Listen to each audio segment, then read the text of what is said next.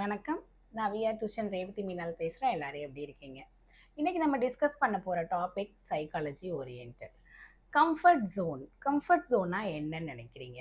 Comfort zone அப்படின்னு சொல்லும் போது அந்த வார்த்தையிலேயே எவ்வளோ ஒரு ப்ளீஸிங்காக இருக்குது. அதாவது நம்மளுக்கு பிடிச்சமான என்விரான்மெண்ட், நம்மளுக்கு பிடிச்சது மட்டுமே நடக்கிற ஒரு என்விரான்மெண்ட்டில் நம்ம இருக்கும் போது பார்த்தீங்கன்னா அந்த கம்ஃபர்ட் ஜோன் அப்படின்றது இதை ஒரு நெகட்டிவ் ஆஸ்பெக்ட்ஸில் நான் இன்னைக்கு சொல்கிறேன். ஏன்னா இந்த கம்ஃபர்ட் ஜோன்ற வார்த்தை எவ்வளோ பாசிட்டிவாக நம்மளுக்கு ஒரு வைபை கொடுக்குதோ, அதே சமயத்தில் அதில் ஒரு ஈக்குவலாக அதில் ஒரு நெகட்டிவ் இம்பேக்டும் இருக்கிறதுக்கு நிறைய காரணங்கள் இருக்குது. ஏன்னா நம்ம இதை ஒரு சின்ன ஒரு ஸ்டோரியில் ரிலேட் பண்ணி சொல்கிறேன். இப்போ ஃப்ராக், தவளை எடுத்துக்கோங்க. தவளை பார்த்தீங்கன்னா எல்லாருக்குமே தெரியும், தண்ணிலையும் வாழும், நிலத்துலையும் வாழும், அப்படி தானே? அப்போ கொஞ்ச நேரம் அது நிலத்துல இருக்கும், கொஞ்ச நேரம் அது தண்ணியில் போயிடும். இது நம்ம கேள்விப்பட்டிருக்கோம், பார்த்துருக்கோம். இதான் சயின்ஸு படி அது உண்மை. அப்போ இந்த தவளை என்ன பண்ணுது அப்படின்னா, ஒரு குளத்துலேருந்து கொஞ்ச நேரம் அது நிலத்துல இருக்குது, திருப்பி நிலத்துல இருந்து குளத்துக்கு போகுது. அந்த மாதிரி இங்கேயும் அங்கேயும் தவளை தாவிக்கிட்டே இருக்கும் போது தன்னை அறியாமலேயே அது என்ன பண்ணிடுது அப்படின்னா, ஒரு சுடுதண்ணி, அதாவது சுடுதண்ணினா சுடுதண்ணியில், அதாவது எப்படி சொல்லணும்னா காய வச்சுருக்காங்கன்னு வச்சுப்போம். இப்போ ஒரு பாட்டில் தண்ணியை சூடு பண்ணுறதுக்காக ஏற்பாடு பண்ணி வச்சுருக்காங்க.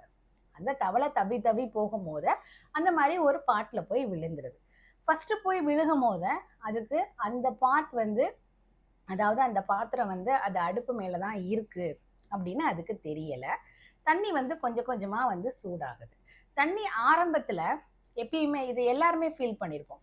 அதாவது ஒரு கோல்டு சீசனில் நம்ம குளிக்கும் போது தண்ணி சில்னஸ்ஸாக இருக்கும். அதே இது ஒரு வார்ம் வாட்டர், அதாவது ஒரு ஹாட் வாட்டரோட அதை அந்த கோல்டும் சேரும் போது ஒரு வார்ம் தன்மை வரும், அப்படி தானே? ஒரு மாதிரி வெது வெதுப்பாக வரும். அப்போ எப்படி இருக்கும்? ஒரு கம்ஃபர்ட்டாக இருக்குமா? அதே மாதிரி இந்த தவளைக்கும் அந்த பெரிய பாட் நிறைய தண்ணி இருக்கும் போது அந்த தண்ணி கொஞ்சம் கொஞ்சமாக சூடாகும் போது இந்த தவளைக்கு எப்படி இருந்திருக்கு அப்படின்னா சுகமாக இருந்திருக்கு. இன்னும் கொஞ்சம் நேரம் கழிச்சு என்ன ஆகுது அப்படின்னா, அந்த பாண்டில் அந்த டெம்பரேச்சர் இன்க்ரீஸ் ஆகுது. ஆனால் இன்க்ரீஸ் ஆனால் கூட அதால் அந்த பர்டிகுலர் டெம்பரேச்சருக்கு தன்னுடைய உடம்பை அடாப்ட் பண்ணிக்க முடியுது. அதாவது அந்த ஹீட்டுக்கு அடாப்ட் பண்ணிக்க முடியுது.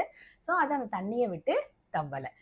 ஆனால் நல்ல தண்ணி கொதிக்க ஆரம்பித்தோன்னே அதால் ஹீட் தாங்க முடியல. இப்போ அந்த தண்ணியை விட்டு வெளியே வரணும் அப்படின்னு சொல்லி அந்த தவளை நினைக்குது. ஆனால் இப்போ அதோட உடம்பு எப்படி இருக்குது? அந்த ஹீட்டுக்கு பழகிட்டனால அதுவே அறியாமல் பாதி அந்த தண்ணிக்குள்ளே அது என்ன ஆயிடுது? இம்மர்ஸ் ஆயிடுது.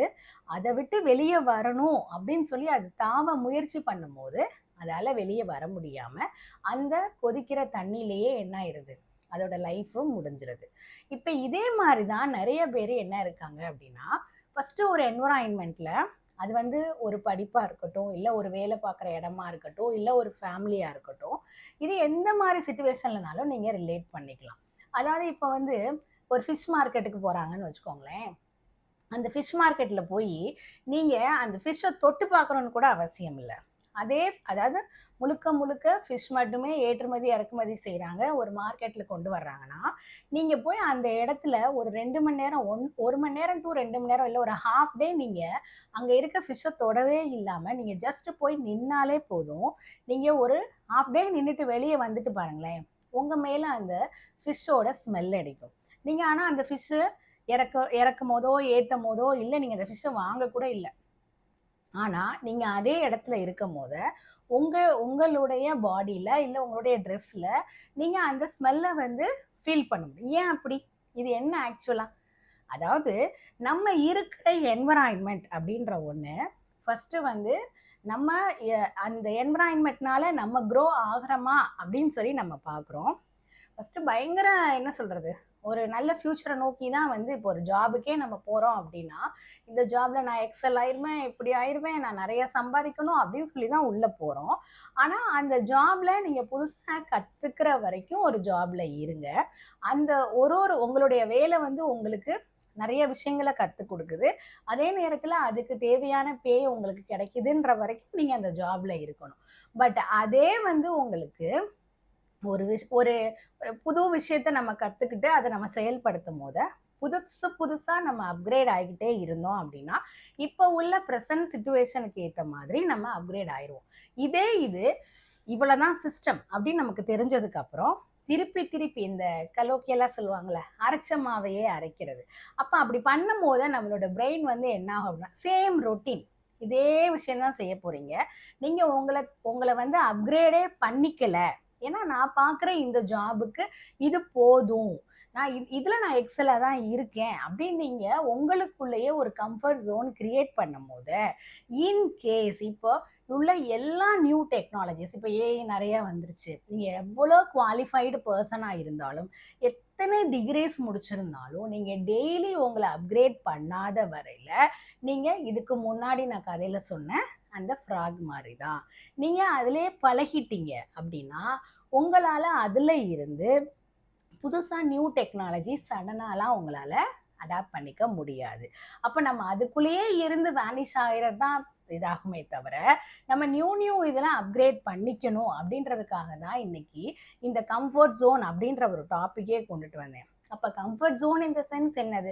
நான் 10 டிகிரி படிச்சிருந்தேன், நான் படிச்சுட்டேன், எனக்கு இதுவே போதும் அப்படின்னு நினைக்காம, நீங்க நியூ திங்ஸை நீங்க புதுசா இன்னும் டெய்லி என்ன இருக்கு, என்ன மாதிரி அப்கிரேட் ஆகிட்டு இருக்கு, என்ன மாதிரி ஏஐலாம் இருக்குது, அதை நம்ம எப்படி நம்மளுடைய ஜாபுக்கு ஏற்ற மாதிரி அதை நம்ம ரிலேட் பண்ணி எப்படி கொண்டுட்டு போகணும் அப்படின்னு சொல்லி ஒரு சின்ன பிள்ளை படிக்கிற மாதிரி நம்மளையே அப்கிரேட் பண்ணிட்டோம் அப்படின்னா இந்த கம்ஃபர்ட் ஜோனை நம்ம பாசிட்டிவ் ஆட்டிடியூட்ல கொண்டுட்டு போயிடலாம். இல்லை அப்படின்னா அந்த நெகட்டிவ் இம்பேக்ட் இதில் நம்ம மேலே அது வரும்போது நீங்கள் 10 டிகிரி படிச்சிருந்தாலும் அது நோ யூஸ் தான் உங்களுடைய ஃப்யூச்சருக்கு.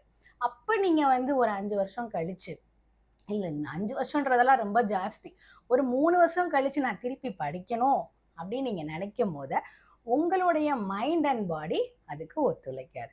அதனால எப்பயுமே நம்ம ஃப்ளோக்கு ஏற்ற மாதிரி இப்போ உள்ள டெக்னாலஜிஸ் நீங்கள் எந்த குவாலிஃபிகேஷனாக இருந்தாலும் சரி, உங்கள் ஜாப் எந்த ஃபீல்டில் இருந்தாலும் சரி, அதோட ஏஐ என்னவா ரிலேட் பண்ணிக்கலாம், அதை நம்ம எப்படி படிச்சுக்கலாம், எப்படி நம்மளை அப்கிரேட் பண்ணிக்கலாம், ஏதாவது சர்டிஃபைட் கோர்சஸ் இருக்கா, அது நம்மளால் அஃபோர்ட் பண்ணுற அளவில் இருக்கா அப்படின்னு சொல்லி பார்த்து நம்மளை வந்து நெக்ஸ்ட் லெவலுக்கு பூஸ்டப் பண்ணிக்கணும்.